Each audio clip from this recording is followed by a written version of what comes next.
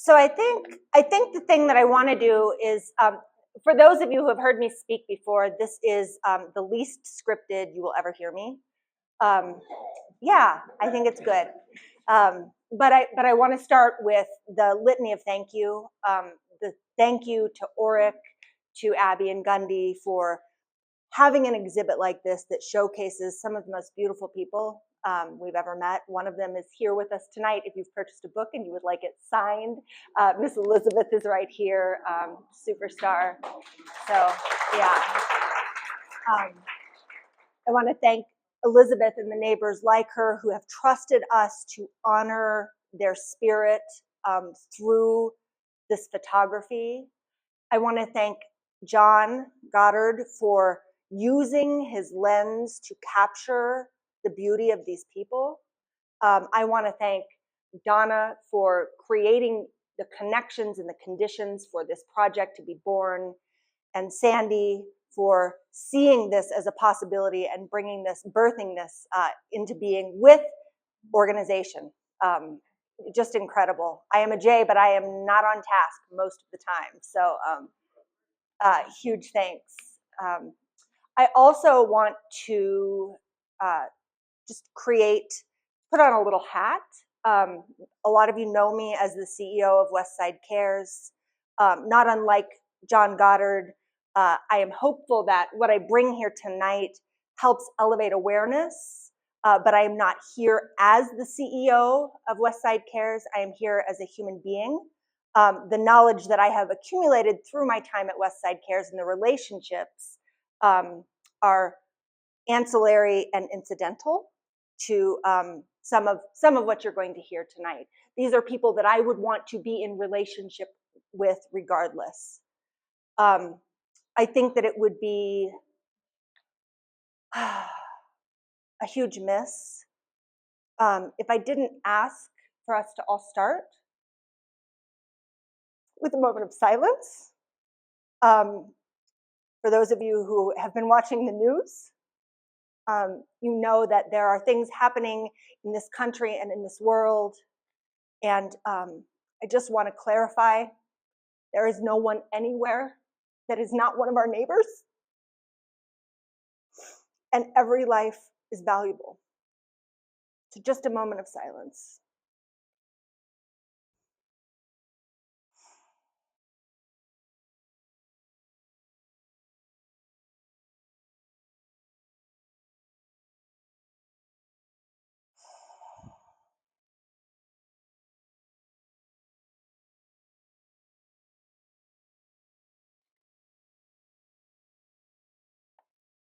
Thank you. So before we really dive in, I would like to start by saying I am goaling for a fairly short presentation. I have a little bit to say. I intend to read 3 poems from the book, 1 not from the book, provide a little bit of context and answer some questions if there are questions. But I do want to create the conditions that those who are inclined to leave this meeting and walk over to the city administration building for a 6 p.m. hearing of the 2026 annual action plan draft as it relates to issues of housing and homelessness. Certainly want people to be liberated to join that meeting, particularly as you come here with open hearts to have to enter into relationship with our neighbors. So, little more context. You know, I have a bias about art and what I think art is, and I think that just, you know, someone who photographs Pikes Peak, that's beautiful, right? That is objectively beautiful. Everyone agrees that that's gorgeous. I could capture something on my phone. That doesn't necessarily make me an artist. Capturing beautiful things in unique ways is what makes someone an artist, and that is one of the things that makes John Goddard someone so powerful to work with, whether it is the subject of our neighbors or his usual subjects, which tend to be objects, he really has a way of bringing clarity through his lens, and I really admire that.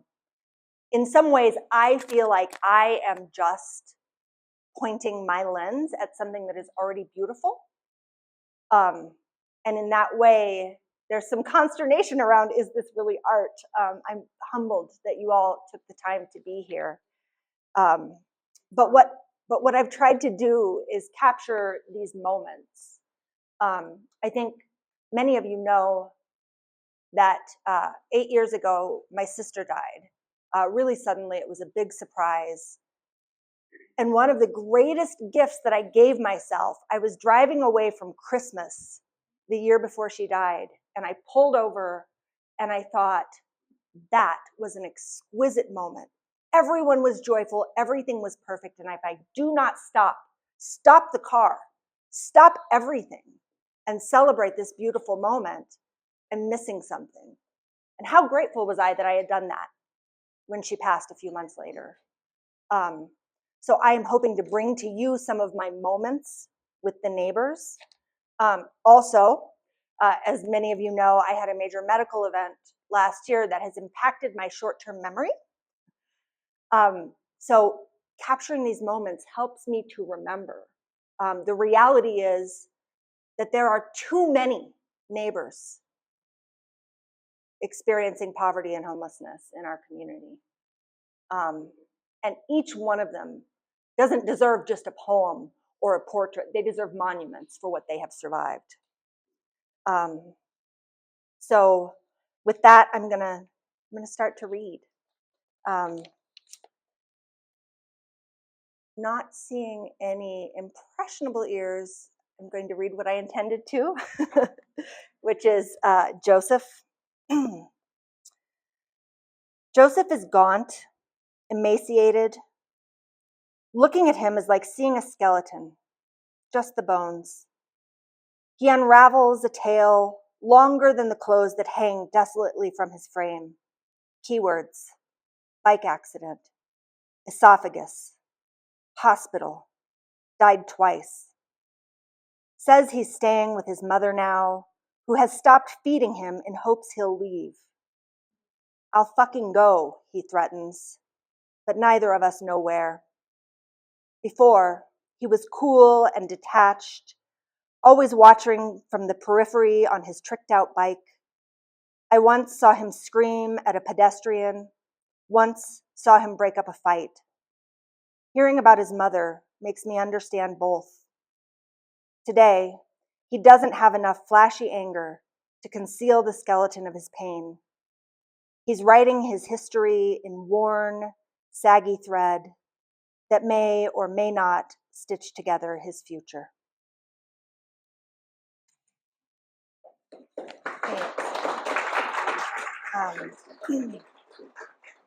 So this is a good moment to talk about names. All of these poems started with names that were not the names of the individual featured there to protect their privacy. And then I changed the names to take it a step further. And my first reader, Jesse, suggested you might want to do something cool with the names. And I thought, I do want to do something cool with the names. In the foreword to the book, we say, John and I say, that all of us are saints and sinners both. Each one of these poems is titled after a saint. And so if you have a question about a particular poem, it's going to take me a minute because they've had 3 names, but they all now have the names of saints. And I will tell you that Joseph, after this moment, which happened in the Westside Cares parking lot, we were able to get him into permanent supportive housing, where he medically stabilized. He is doing well. The very first year, he called me frantic. I'm not going to pass inspection. I went over, we did a cleanup in his apartment, and he has passed inspection every year since, and he's engaging in community. This is Josephine. Josephine asks, have you seen my family? I haven't. Lots of families come looking, but hers never has. She used to live near downtown, bike everywhere in stylish shorts. Now she manages her worldly possessions, acquiring as she discards, discarding as she acquires, to keep the volume precisely what will fit in a suitcase, which she lugs 6 miles a day just to stay safe, always in motion. If you saw Josephine, you'd never take her for homeless. Headscarves and makeup and kempt blonde hair. You'd never guess her age, nearly 70. But if you were a carny, you would estimate her weight at 90 pounds. Some days, paranoia overtakes her reason. They're talking about me, she hisses about nobody in particular. But they're not even her family, who I still haven't seen.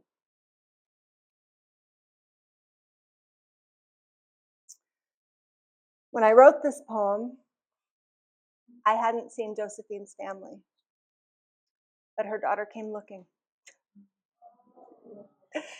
And I share emails with her daughter probably once a month, status updates. We are working together with her family to get her into housing, our housing navigation team.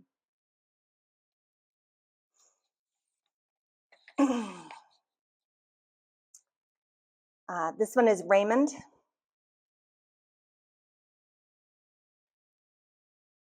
Raymond shuffles to the side, cocks his head, and declares with a shrug, we don't deserve this place. I know what he means. He means war and greed and capitalism and environmental destruction and the brutality of our justice system and the streams carrying plastic down, down, down. He means quick fixes and shiny gadgets and broken bureaucracies and hatred and resignation and pestilence. That's what he means when he says we don't deserve. And he's an authority on this place. He sleeps in the dirt, erects brick ovens and complicated shelters in the backwoods with scraps from trash cans, sees the rainbow of belongings we just abandon, sees the people we forsake, their kindness, every missed opportunity. He sees wildflowers and glittering snow, and he dreams under clear skies. He knows, better than most, what's at stake, and he knows, too, that we're already losing.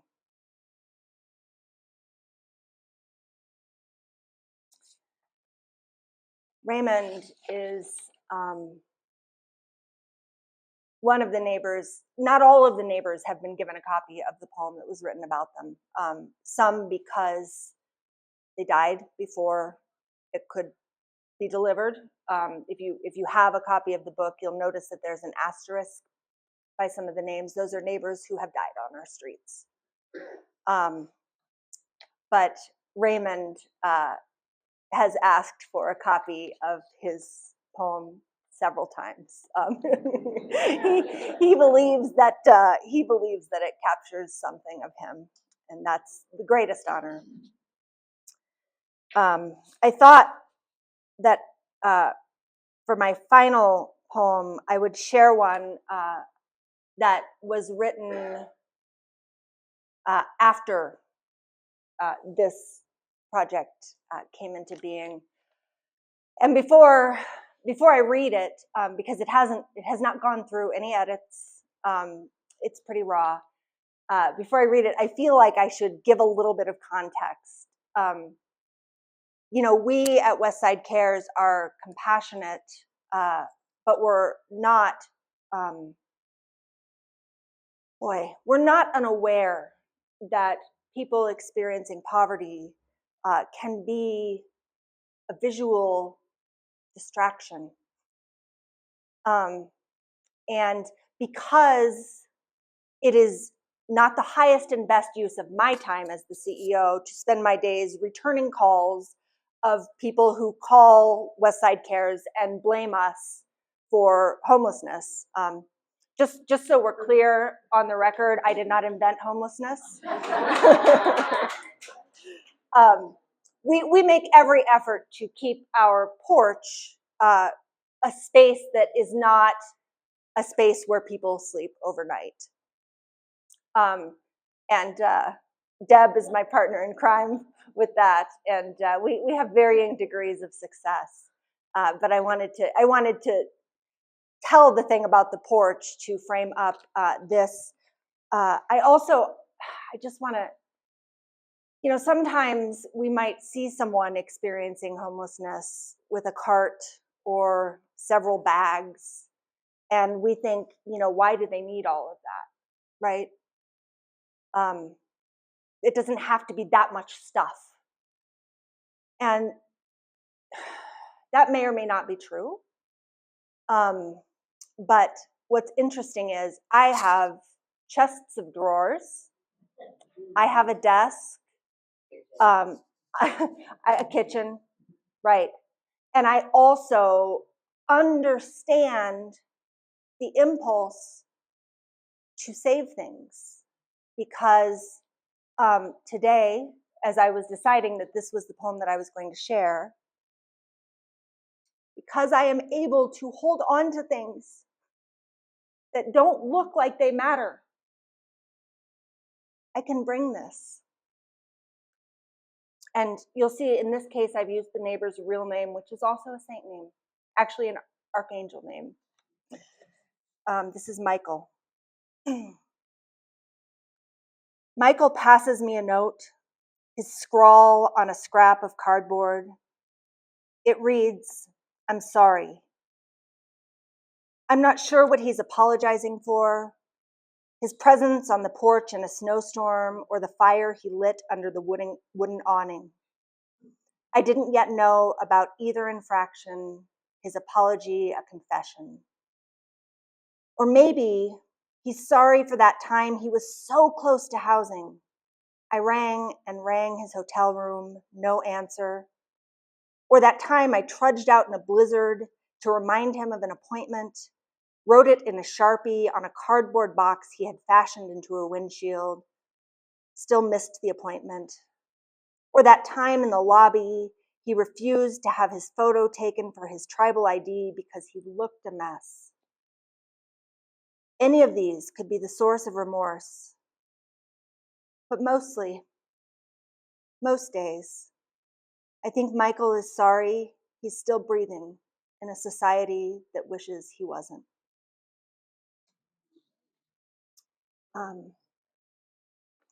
Mikey was a veteran, and he passed away a few months ago without having attained housing. But this is why people want to hang on to things. This is the last piece of Michael that I have. I would happily entertain any requests, any questions, any thoughts. But I do want to also create the conditions that anyone who wants to make their way to 30 South Nevada Avenue, room 102, can do so. And I just want to share some numbers with you to give you a sense. I knew that I was going to read something that isn't in the book tonight, and I decided that Michael's poem was the thing that I wanted to read. But I want you to, these are all individuals, and we would erect monuments to them if we understood what they had survived. But, when we're talking about a collective of people who are experiencing hardship, I want to give you a sense of who they are, what data is available to us. Most of you know the annual point in time count. One night in the community last year's counted 1,745 people experiencing homelessness in our area on that given night. The longitudinal systems analysis of HMIS indicates a much higher number than that. In fact, 5,394 people who experienced either episodic or chronic homelessness in this community in 2025.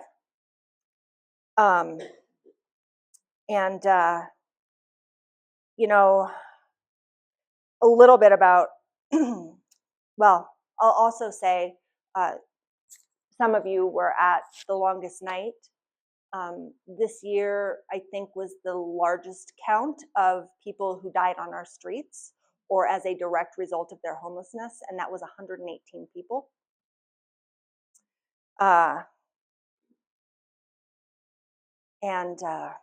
Yeah, so a little bit about Westside Cares and what we do there. We recognize that prevention is the best way, right? Keep people from becoming homelessness in the first place. This time of year, I am like an annoying data groundhog. And I'll tell you, last year we prevented 500 evictions. Yeah. Our housing navigation team, of which Sally and Nikki are a part, they saw 540 people who were experiencing housing insecurity or homelessness. They placed 50 people into housing last year. And when you consider that the Colorado Springs Housing Authority, which is the largest source of housing support in the community, ceased their programming after Q1 of 2025, right? Ordinarily, they would issue approximately 300 letters in a year to get people into housing. You know, they issued 75 perhaps in that first quarter, and that was it. So the year previous, we did 45, and that was with full Colorado Springs Housing Authority. They ran a lottery this year. There were 3,800 people in our community who said, I'd like housing support help. And they will issue not a single voucher. And so the work of housing 50 people is really miraculous. I will tell you that nearly half of those people that were housed were over 60. Praise God. Nearly half of those people were Black, Indigenous, people of color. And among those 50 people, they took 24 people under the age of 18 and 6 other adults into housing. So the total footprint and impact is 80 people into housing. Some of whom, yes. I'm looking at these portraits. Some of these folks have been housed since taking these portraits. Some of these folks have been housed since being written about. I love my witness over there. Yeah. Yeah. So, you know, I haven't ever met anyone, I'm not saying it doesn't happen, but I've never met anyone that made their way into housing because they got so many tickets that fruition to home. You know, a community's outcomes are going to be in direct proportion to its collective commitment to providing resources to the most vulnerable, maligned, and overlooked populations. And not just not in the sense, I mean, we saw today what throwing a bunch of money at law enforcement to eliminate a problem creates. It creates those 118 deaths. It creates a justice system that just feeds itself. We want pathways to a community where all of us have access to opportunities.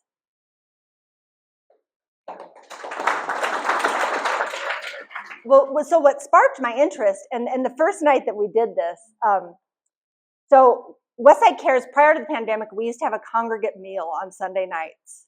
And we had such a hard time finding paid security personnel that could uphold our vision of honoring our neighbors. And so that found me at the Lord's Dinner, which is what it was called, every Sunday night. And that got me in the pathway of John and Sandy. John and Sandy are all parishioners at Sacred Heart, which is where the meal took place. And Donna and John brought Polaroids one night, portraits in the form of Polaroids, instant gratification for our neighbors. And it was such a success that when we had to, and during that time, I had talked to Sandy, who's a retired educator, English, about language, and I told her that I wrote some poems, and I sent off some poems and promptly forgot about them. But we didn't forget about what it meant to the neighbors to have their photos taken. And so as soon as it was possible after the pandemic, we brought a more professional operation, thanks to John and Donna, to Westside Cares, where we could really create beautiful, stunning art for people that, I mean, I love a Polaroid, I love a camera phone, but you can see that this is next level. And so that started, and then a couple years ago, Sandy looped back around and said, John and I have had a simultaneous good idea, and could we talk about doing a book together? And so that was the beginning of the project, none of which would have happened without Sandy and Donna to make it, yeah.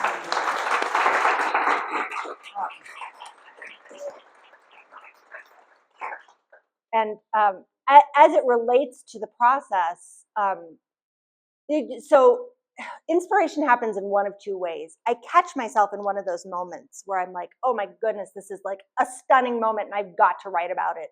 And then I just sit down and write about it. That's one way that it happens. Another way that it happens is there's a cumulative effect.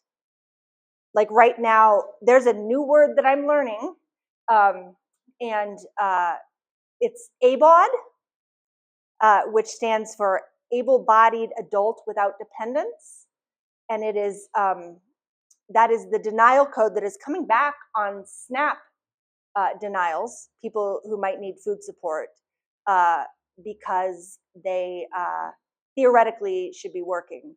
I would really like for the people who have decided that these folks should be working to come and meet the people and hire them. Yes. But you know, so that's another way that it happens for me. It's like I just get to a tipping point where I am so angry that I have to say something. But these are moments, and I try to capture them. And then I might go back and say, oh, that isn't quite the right word. And I might even present it to the neighbor and say, what do you think? Did I get you right? Did I get this right? And of course, I have amazing readers in my life. I have one over in that corner too, who help me be better. It's different every single day because the thing is that the work is never glamorous. But as I mentioned at the opening, you know, it feels like I'm in on a secret that nobody else knows, which is like, oh my gosh, these people are mind-blowingly beautiful. And their trust is the most important thing I will ever earn because they have no cause to trust anyone. I also, this will not surprise anyone that knows me, I secretly delight in wielding what meager power I have in service of someone who does not have the access and privilege that I have. It's real nice to get on the phone with somebody and remind them to do their job.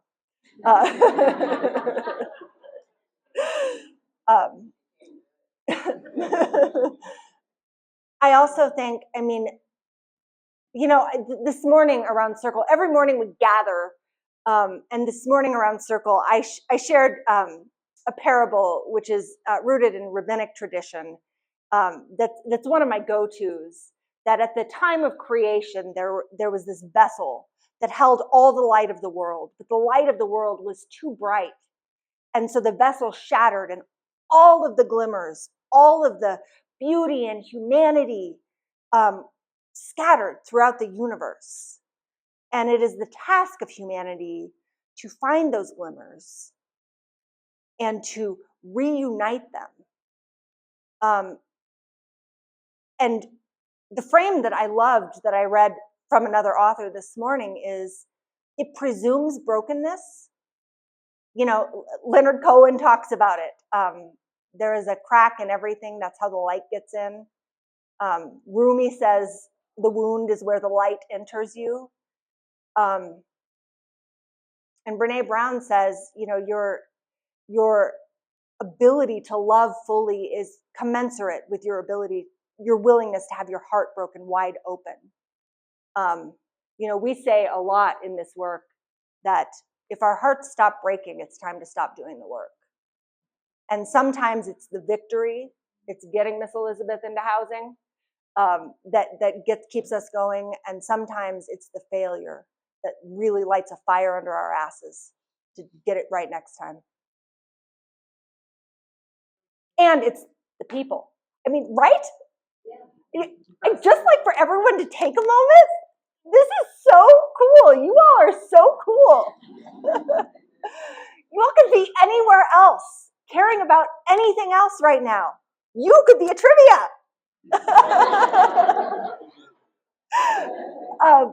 But here we are, right?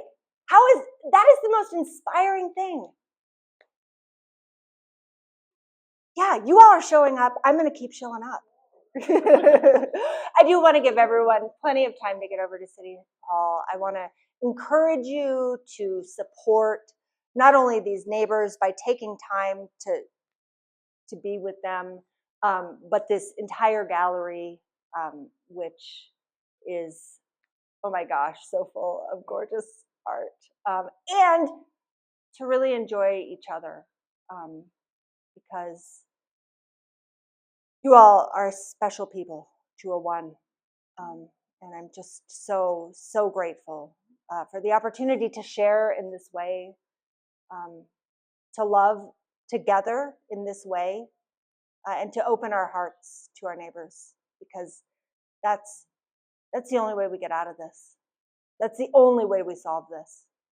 The answer to every question that was ever asked is love, love, and more love.